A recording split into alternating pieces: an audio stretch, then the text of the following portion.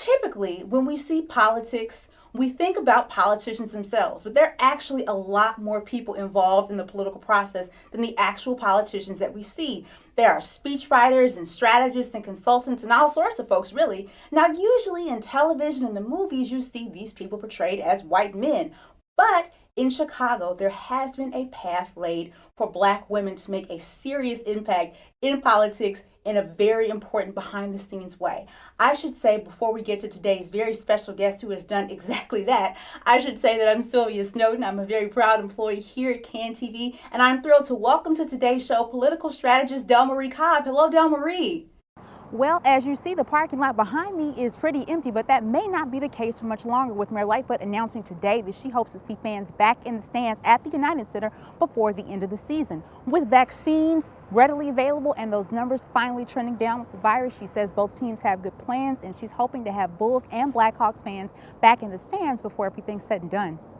You may not know this, but Illinois was actually the first state in the Union to ratify the 13th Amendment to abolish slavery. Yes, that is true. And now one state senator is trying to make Illinois the very first state to do something else that folks may consider radical as far as cash bail is concerned. Well, who is this senator and what is he hoping to do? Well, before we get into that, I should say that I am Sylvia Snowden. I'm a very proud employee here at CAN TV, and I am thrilled to welcome to today's program State Senator Robert Peters. Hello, Senator Peters. Okay, when people say, as we sort of begin to wind down here, that, the city would be safer if one person would prosecute more people, or if the state's attorney's office gets tougher on crime. Do you feel like folks are being unfair to you? Is it what we used to say, back in the day, for sure, blame the Black person? Do you do you get that sense?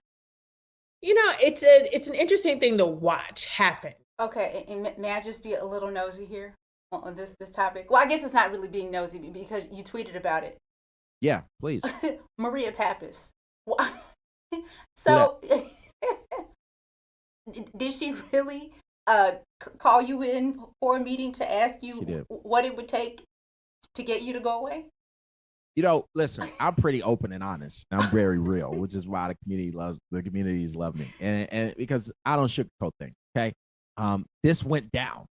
The National Institutes of Health has recently pledged $1 billion to try to figure out why some folks are COVID-19 long haulers, or another way of saying that is people who have a difficult time shaking the virus. And Dr. Jerry Christian of UI Health is hoping to get $100 million of that money right here in Chicago to see if we can figure out why some of our residents have such a difficult time fighting the illness.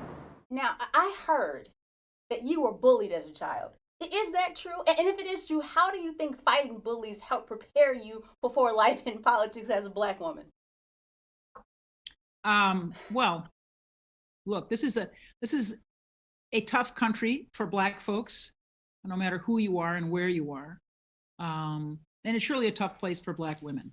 Do you remember when and how you told your mother you were thinking about following her footsteps in politics? Do you remember that conversation? Yeah, it was not a conversation. It was actually an announcement.